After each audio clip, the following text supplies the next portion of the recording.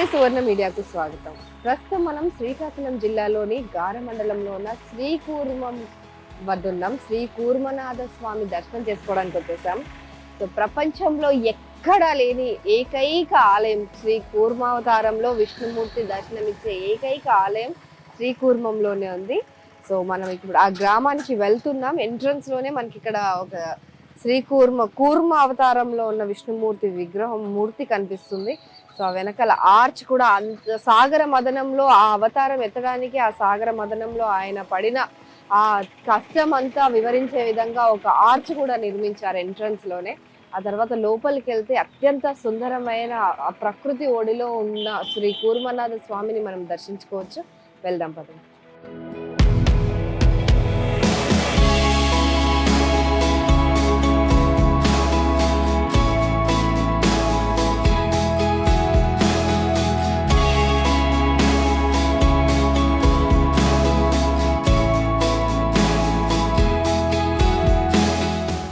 శ్రీకూర్మంకి వెళ్ళే దారంతా కూడా పచ్చని చెట్ల నడుమ అత్యంత సుందరంగా ఉంటుంది.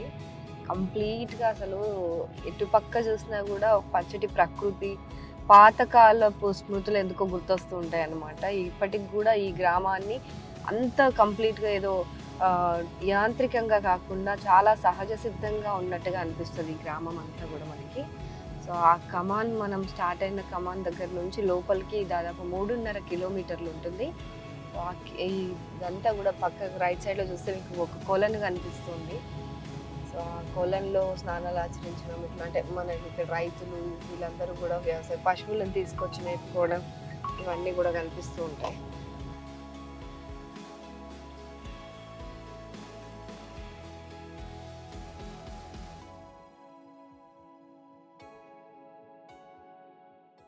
మొత్తానికి ఎన్నో ప్రత్యేకతలతో కూడిన శ్రీ కూర్మనాథ స్వామి ఆలయానికి మనం వచ్చేసాం. ఇదేం నా వెనకాల కనిపిస్తుంది కదా, సో ఆ తెల్లటి ఆర్చే శ్రీ కూర్మనాథ స్వామి దేవస్థానానికి వెళ్ళే ప్రధాన మార్గం అనమాట. సో లోపలికి వెళ్ళి చూద్దాం ఎలా ఉంటుంది. అసలు ఆలయంలోని విశిష్టతలు, వింతలు మీకు చెప్తాను. అంటే చాలా నిగూఢ రహస్యాలు కూడా ఇందులో దాగున్నాయంట. సో అవేంటో కూడా తెలుసుకోవడానికి ప్రయత్నం చేద్దాం.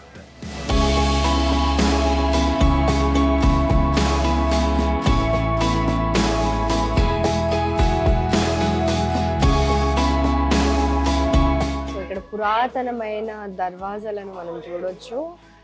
దాదాపు ఒక 200-300 ఏళ్ల క్రితం నిర్మించిన ఈ పురాతన కట్టడంలాగా మనకు కల్పిస్తుంది ఇక్కడ శ్రీకూర్మ దేవస్థానం.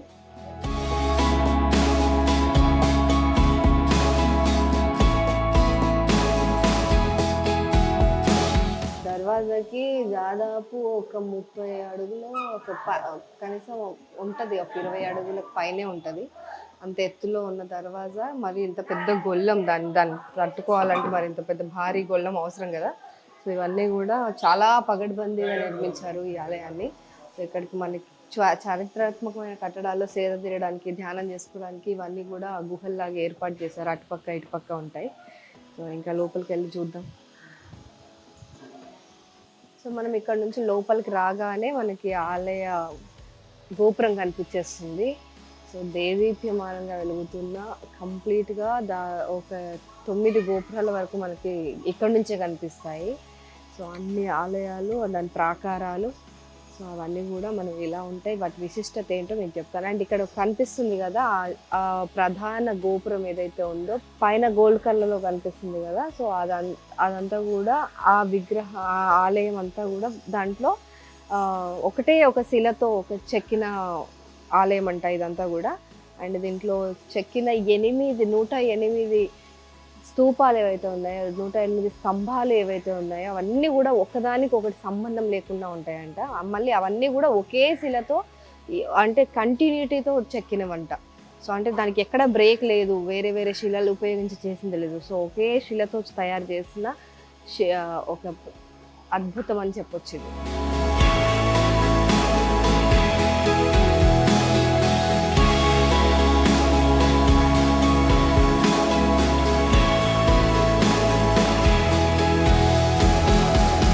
సో సో మనకి ఇక్కడ లోపల రాగానే శిలా శాసనాల్లాగా అన్ని చరిత్ర ఈ కూర్మావతారంని సంబంధించిన చరిత్రను తెలిపే ఎన్నో శిలా శాసనాలు అవన్నీ కనిపిస్తుంటాయి. సో ఇదంతా కూడా మనకి విష్ణుమూర్తి యొక్క దశావతారాలను ప్రతిబింబించే ఒక శిల.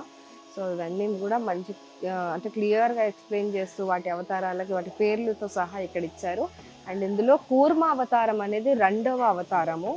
సో క్షీరసాగర మదనం జరిగినప్పుడు అమృతం పొందేందుకు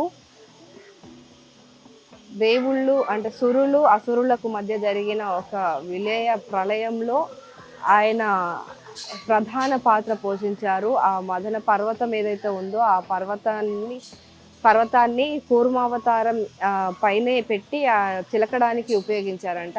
అప్పుడు ఆ సాగర మదనాన్ని ఆ సాగరాన్ని చిలికినప్పుడు అమృతం ఎక్స్ట్రాక్ట్ అయ్యే ముందు విషం వస్తుంది. ఆ విషయాన్ని ఎవరైతే స్వీకరిస్తారో వాళ్ళకి అమృతం దక్కుతుంది అని చెప్పినప్పుడు శివుడు ఆ విషాన్ని ఆయన గరళంలోకి తీసుకోవడం జరుగుతుంది. సో అదంతా తెలిసిన చరిత్ర అయినప్పటికీ కూడా అప్పుడు ఆ క్షీరసాగర మదనం జరిగినప్పుడు ఆ కూర్మావతారం ఉద్భవించింది అనేది ఇప్పుడు ప్రధాన అంశం. అయితే ఈ కూర్మావతారం ఉద్భవించినప్పుడు కూడా అంటే మిగతా అన్ని 9 అవతారాలు కూడా ఏదో ఒక అసుర సంహారం కోసం ఉద్భవించినవే. కానీ కూర్మావతారం మాత్రం ఒక మంచి పని కోసం అంటే దేవుళ్లకు సురులకు ఉపయోగపడే ఒక మంచి పని కోసం అంటే అమృతం దక్కించుకోవడం కోసం ఏర్పడిన ఒక అవతారం అన్నమాట ఇది. సో అందుకని ఇది చాలా ప్రత్యేకం. ఈ అవతారానికి సంబంధించి మరెక్కడా కూడా ప్రపంచంలో మనకు ఆలయాలు కనిపించవు. కేవలం శ్రీకాకుళం జిల్లాలోని ఒక శ్రీకూర్మం గ్రామంలో ఇక్కడ స్వయంభూగా ఆయన నిజ స్వరూపం వెలిసింది. సో ఇక్కడే ఆ ప్రపంచ ప్రసిద్ధి చెందిన కూర్మావతార శ్రీ విష్ణుమూర్తి మనకు కనిపిస్తాడు.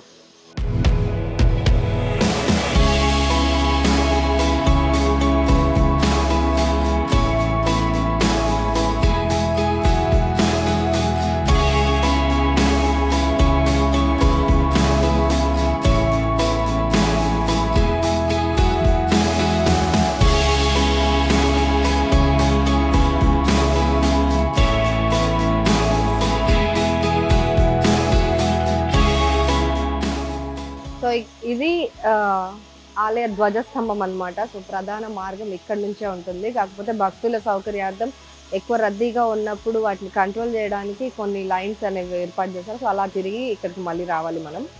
సో లోపల గర్భాలయానికి చేరుకోవాలంటే స్ట్రైట్ దారి అయితే ఇదే. సో లోపల ఇంకా ఇక్కడ ధ్వజస్తంభం ఎదురుగా చూసుకున్నట్టయితే ఒక పెద్ద చందనం కుప్ప కనిపిస్తుంది. కంప్లీట్గా ఒక చందనం కుప్ప. ఎందుకంటే స్వామికి ఇక్కడ వచ్చే వాళ్ళందరూ కూడా కొబ్బరికాయ, అన్ని ఆలయాలు లాగే కొబ్బరికాయ అగరబత్తులతో పాటు చందనం సమర్పించాలనేది ఇక్కడ ఆచారం అనమాట. అంటే ఆయన వాటర్లో ఉండి అంత భారాన్ని మోసి అంత శ్రమించిన వ్యక్తి అలసిపోయి ఉంటాడు. చందనం పెడితే సేద తీరుతాడు, చలవ చేస్తుంది అనే ఒక ఉద్దేశంతో ఇక్కడ చందనం సమర్పిస్తారని చెప్పి అర్చకులు చెప్తున్నారు.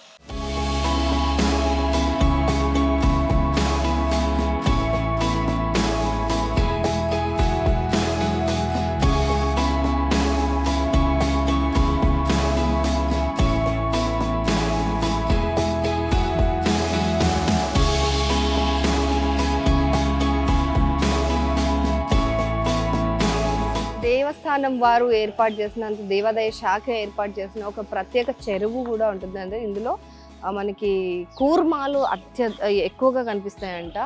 సో ఎందుకంటే కూర్మావతారం ప్రత్యక్ష విష్ణు స్వరూపం ఇక్కడ కొలువుదీరినప్పుడు ఆ కూర్మావతారంలో ఉన్న చిన్న అంటే కూర్మం ఏది కనిపించినా కూడా అది విష్ణుమూర్తి అవతారంగా భావించి ఇక్కడ భక్తులు పూజలు అవి చేస్తుంటారు. సో ఇక్కడ సుందరమైన ఒక కొలను, ఒక పుష్కరిణి ఉంటుంది. ఇది చాలా లోతుగా ఉంటుందంట. అక్కడ మధ్యలో చూసుకున్నట్టయితే ఒక చిన్న టెంపుల్ ఆర్చ్ లాగా ఉంది కదా. సో అది దాంట్లో కూడా కూర్మావతారం ఉంటుంది. అక్కడ పూజలు నిర్వహిస్తారని చెప్పి ఇక్కడ స్థానికులు చెప్తున్నవారు పరిస్థితి. శ్వేత పుష్కరిణిగా దీన్ని పిలుస్తారంట. ఇది చాలా లోతుగా ఉంటుంది. ఇక్కడ లోపలికి ఎవరు దిగొద్దు అని చెప్పేసి ఇక్కడ మనకు హెచ్చరిస్తూ ఉంటారు.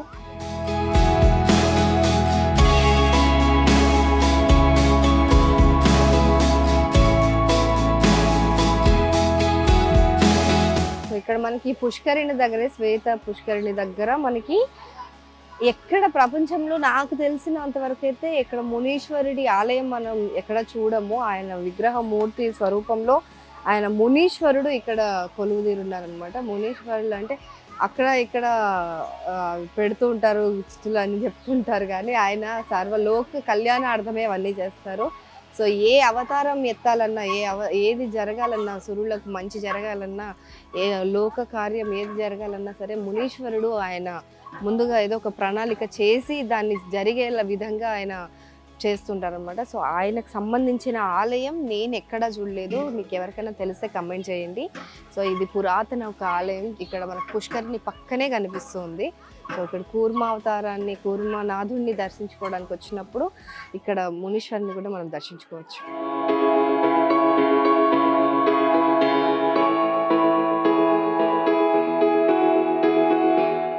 ఇక్కడ మనకి పుష్కరిణిని చూసేసిన తర్వాత మనకి లోపలికి వెళ్ళే సమయంలోనే మనకి ఇక్కడ చాలా తాబేళ్లతో కూడిన ఒక చిన్న పార్క్ కనిపిస్తుంది. సో ఇదంతా దేవాదాయ శాఖ ఏర్పాటు చేసింది అనమాట. స్టార్ గుర్తున్న తాబేళ్లు కూడా, చాలా అరుదైన తాబేళ్లు కూడా ఇక్కడ దర్శనమిస్తాయి మనకి. ఇవన్నీ ఇక్కడ సంరక్షించబడుతున్నాయి.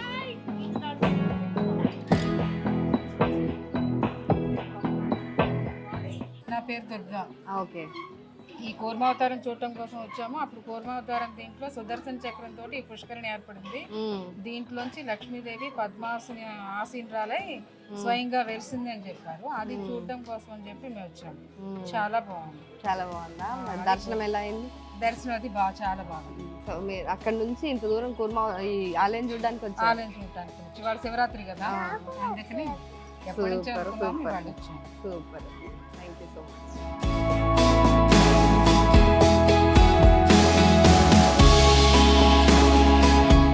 సో ఇప్పుడు మనం దక్షిణ ద్వారం వైపుగా వెళ్తున్నాం. ఇది ఇంకో ద్వారం అనమాట. సో ఇటువైపు ఇది 6 గంటల వరకే, సాయంత్రం 6 గంటల వరకే ఓపెన్ ఉంటుంది. ఆ తర్వాత దీన్ని మూసివేస్తారు. సో ఇది అద్భుతమైన ఈ ద్వారం కూడా శిలతో చెక్కింది అనమాట. సో ఇది పురాతనమైన ఆలయంలోకి శ్రీ కూర్మ మహాకూర్మ అవతారాన్ని చూడడానికి మనం లోపలికి వెళ్ళిపోతున్నాం.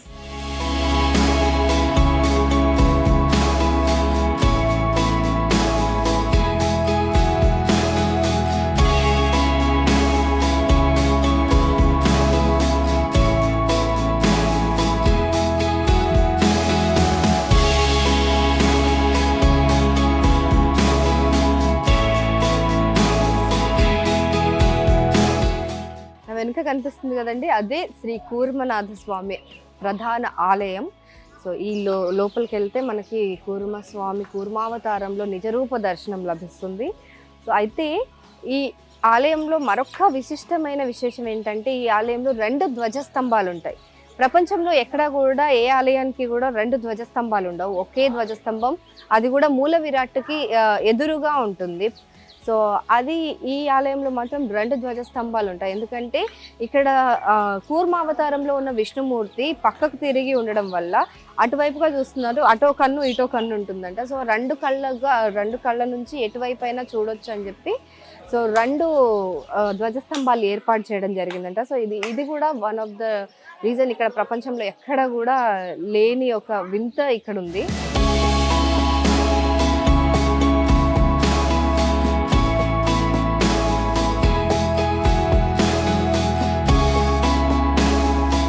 సో ఇక్కడ అత్యంత అద్భుతంగా ఇక్కడ శిల్ప సంపద మనకు కనిపిస్తుంది. ఇదంతా కూడా మన పూర్వీకుల మేధాశక్తికి అండ్ వాళ్ళ ఒక కష్టార్జితానికి ఒక ప్రతీకగా ఇక్కడ కనిపిస్తుంది అనమాట. కంప్లీట్గా ఒక 60 అడుగుల ఒక గర్భాలయాన్ని ఇంత సుందరంగా ఒకే ఒక శిలతో నిర్మించడం అనేది చాలా చాలా అద్భుతమైన విషయం అని చెప్పి ఇక్కడ అర్చకులు అదంతా కూడా చెప్తున్న పరిస్థితి.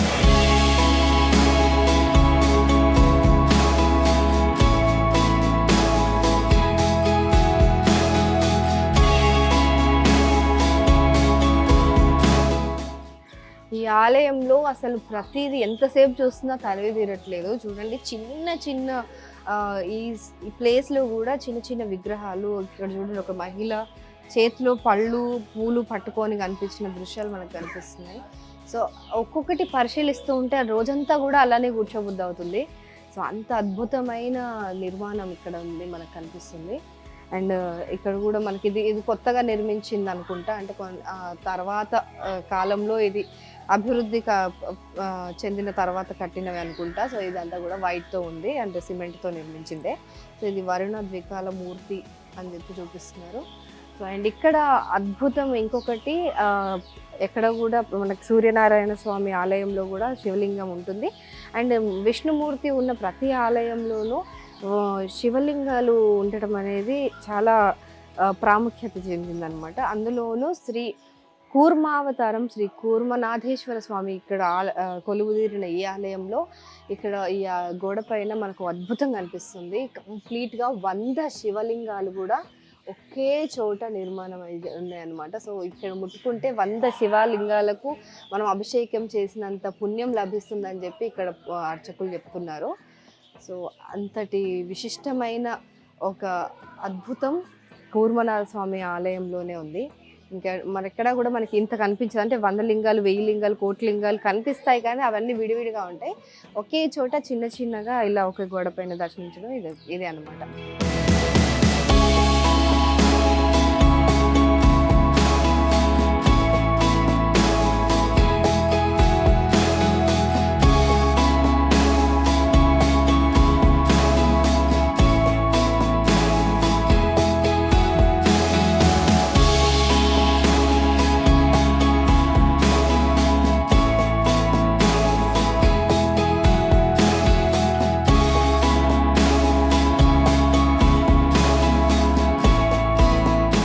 శ్రీకాకుళం జిల్లాలోని శ్రీకూర్మం గ్రామంలో ఉన్న శ్రీ కూర్మనాథ స్వామి ఆలయంలో కాశీకి వెళ్ళడానికి ఒక ద్వారం ఉంది, సొరంగ మార్గం ఉంది. సో ఆ ద్వారానికి ఇదే ప్రధాన ద్వారం అనమాట. సో సొరంగానికి సో ఇది తలుపులు తెచ్చుకొని ఇది కాశీ వరకు, అంటే కొన్ని వేల కిలోమీటర్ల వరకు సొరంగ మార్గం గుండా ఇక్కడ నుంచి చాలా తక్కువ సమయంలోనే రీచ్ అయిపోవడానికి ఈ సొరంగ మార్గం నిర్మించారంట. అప్పటి కాలపు మన పూర్వీకుల నైపుణ్యం చూడండి, అసలు శిల్ప నైపుణ్యం కానివ్వండి, ఈ ఆలయం మొత్తంలో ప్రతి ఒక్కటి ప్రత్యేకంగా ఉన్నప్పటికీ కూడా ఇది అసలు అత్యంత అద్భుతమైన విషయం అన్నమాట. సో ఇక్కడ నుంచి కాశీకి డైరెక్ట్ సొరంగ మార్గం అంటే మాటలు కాదు. సో అప్పటి కాలంలో నిజంగా వెళ్ళే వాళ్ళంట ఇక్కడ నుంచే. సో ఇప్పుడైతే ప్రస్తుతం అది మూతపడింది, కొంతమేర అది కనిపించవచ్చు. ఆ తర్వాత కొన్ని కిలోమీటర్లు వెళ్ళిన తర్వాత అది కంప్లీట్గా మనకి మట్టి పూరుకుపోవడం అలాంటిది జరిగిందని చెప్తుంటారు.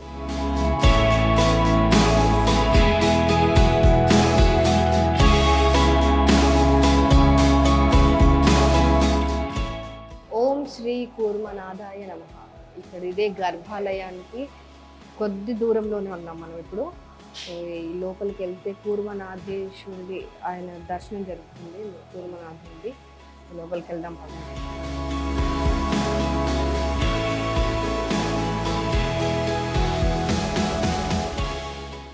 కూర్మరూప మంత్యాయే శంఖచక్ర శరీరిణం. భారతదేశంలో అతి ప్రాచీన క్షేత్రాల్లో ఒకటి శ్రీకూర్మ క్షేత్రం. ఈ క్షేత్రం అద్వితీయం, అపురూపం. ప్రతి శిల్ప సమతతో కూడా ఈ ఆలయం నిలబడింది. ఈ క్షేత్రం ఇండియాలో ఏకైక క్షేత్రం శ్రీకూర్మ క్షేత్రం. ఇది గార మండలం, శ్రీకాకుళం జిల్లాలో స్వామివారు వేంచేసి ఉన్నారు. ఈ దేవాలయం మొత్తం యావత్తు కూడా శ్వేతాద్రి ఒక పర్వత ప్రాంతం. ఈ పర్వత ప్రాంతమందు శ్వేత చక్రవర్తి చక్రవర్తి తపస్సుగా ఆయన భార్య పేరు విష్ణుప్రియ. ఆమె మాఘశుద్ధ ఏకాదశి రోజున ఏకాదశి వ్రతం చేస్తూ ఉండగా శ్వేత మహారాజు హఠాత్తుగా కామోహితుడై రాణి అంతఃపురంకి వేయించేశారు. ఇటు భర్తలుగా తీసుకెళ్ళి పార్థివర్తి దోషమని వ్రతాన్ని కానీ భగ్నం చేస్తే వ్రతభంగం, స్త్రీని అభరణి కాపాడ రక్షించాలని చెప్పి ఆమె శ్రీమన్నారాయణమూర్తిని వేడుకోగానే దయాసముద్రుని శ్రీమన్నారాయణమూర్తి ఆ వ్రతభాత్యం చేత ఆ ఇరువురు దంపతుల మధ్య కూడా ఒక పెద్ద గంగా ప్రవాహం రూపంలో ఉత్పన్నమైంది. అన్నే వంశధార అనేది అంటారు. వంశము అంటే వెదురు, దార అంటే ఇదే ప్రజెంట్ వంశధార ప్రాజెక్టు. ఎప్పుడైతే హఠాత్తుగా కూడా గంగా ప్రవాహాన్ని చూసి ఈ శ్వేత మహారాజు మూర్చపోతాడు. ఈ మూర్చపోయిన అప్పుడు మీడియా ఎవరు? నారదుడు. ఈ అంతా కూడా చూసి ఈ నారద మునీషుడు ఈ శ్వేత మహారాజు చూసి ఏమయ్యా మహారాజు, ఏం జరిగిందని చెప్పి అన్నీ తెలుసుకున్నవాడై విన్నవించినవాడై, అయ్యా ఈ రకంగా అమ్మవారు ఏకాశి వ్రతం చేస్తూ ఉండగా ఈ రకంగా స్వామి ప్రత్యక్షమయ్యారని చెప్పి చింతిస్తూ ఈ ప్రదేశం మీద, ఈ పర్వతం మీద కూర్మంత్రం అనే మంత్రాన్ని ఉపదేశం చేయగా స్వామి పశ్చిమ శిరస్సుగా కూడా ఆవిర్భవించిన స్థల పురాణం. తర్వాత స్వామి యొక్క శిరస్సు పశ్చిమ దిశగా ఉండటం వల్లే ఈ ఆలయంలో కూడా 2 ధ్వజస్తంభాలు ప్రాధాన్యత. అలాగే ఈ క్షేత్రాన్ని, స్వామిని రామానుజాచార్య, శంకరాచార్య, మధ్వాచార్య త్రిమతాచార్యుడి క్షేత్రాన్ని, స్వామిని దర్శించిన స్థల పురాణం. అలాగే 1512లో కూడా మనకి ఇస్కాన్ మతప్రభు ఆయన పేరు చైతన్య మహాప్రభు కూడా దర్శన స్థల పురాణం. తర్వాత ఈ ఆలయంలో 108 స్తంభాలతో కూడా చుట్టూ ప్రాకార నిర్మాణం జరిగింది. దాన్ని చిరుచుట్టు మండపం అంటారు. ప్రతి స్తంభానికి పోలి స్తంభం ఉండదు. ఆ స్తంభం మీద ఉండే లిపే పాళీ, ప్రాకృతి, ఒరియా, కన్నడ భాషల్లో కూడా మనకు లిపి ప్రత్యక్షం ఉంటుంది. అంటే నన్నయ్య భట్టు పూర్వం తెలుగుని కూడా చెప్తూ ఉంటారు. తర్వాత ఈ ఆలయంలో, ఈ క్షేత్రంలో చాలా ప్రసిద్ధమైన ఉత్సవం డోలో యాత్ర. అది ఈ సంవత్సరం 22 నుంచి 25 తారీఖు వరకు జరుగుతుంది. డోలోయమానం గోవిందం మంచస్థ మధుసూదనం రథస్థం వామనం దృష్ట్యా పునర్జన్మ నవిద్యతే. అది ఝాన్సులకు ప్రకారంగా కూడా మఖా నక్షత్రం కూడా కామధార మహోత్సవని, మరుసటి రోజున పడియా సముద్ర స్నానం. అలాగే ఈ సంవత్సరం ఏంటంటే నక్షత్రాలు హెచ్చుతగ్గులు రావటం వల్ల ఒకరోజు ఎక్కువగా పడింది. ఆ 3వ రోజునే సుధా పుష్కరిణి, అంటే స్వామి యొక్క సుదర్శన చక్రం విడిచిపెట్టి ఉద్భవించిందే పుష్కరిణి. అది అష్టతీర్థాలు ఒక తీర్థము. ఆ పుష్కరంలో కూడా స్నానం చేసి స్వామిని దర్శిస్తారు. అలాగే పాల్గొన శుద్ధ పౌర్ణమి నాడు ఉత్తర నక్షత్రం అంటే అమ్మవారికి పుట్టినరోజు ఆ రోజు ఉత్తర మండపం కూడా గురవసాలకు వేసి కట్టిన మండపం ఇప్పటికి కూడా ఉన్నది. ఆ మండపం మీద స్వామివారు వివిధ వాహనాల్లో కూడా రాజరాజ అలంకారంతో కూడా స్వామివారు ఉత్తరసిగా ఉండే ఉత్తర మండపాలు వేయించేపు చేస్తారు. అక్కడ అనువంశిక ధర్మకర్త ఆనందగిరి మహారాజు గోత్రనామాలు, అశోకటి మహావారి గోత్రనామాలతో కూడా సుపారంపర్యంగా వస్తున్నది. వారి గోత్రనామాలతో ఫస్ట్ మొట్టమొదటిసారిగా అర్చనాది కార్యక్రమం జరుగుతాయి. అనంతరం భక్తులందరూ కూడా ఆ స్వామి యొక్క పాదస్పర్శ ధరించి అందరూ కూడా పునీతులు అవుతారని ప్రార్థిస్తూ ఇది కామదాన మహోత్సవం, డోలో యాత్ర అంటారు. అలాగే వైశాఖ శుద్ధ ఏకాదశి నాడు స్వామి వివాహ కళ్యాణ మహోత్సవం తిరుపతిలో బ్రహ్మోత్సవం మాదిరిగా 9 కార్యక్రమం చేస్తారు. భాష్యకార ప్రసన్నాయ పరమానంద రూపిణే శ్వేతాది నివాసాయ కూర్మనాదాయ మంగళం. జై శ్రీమన్నారాయణ.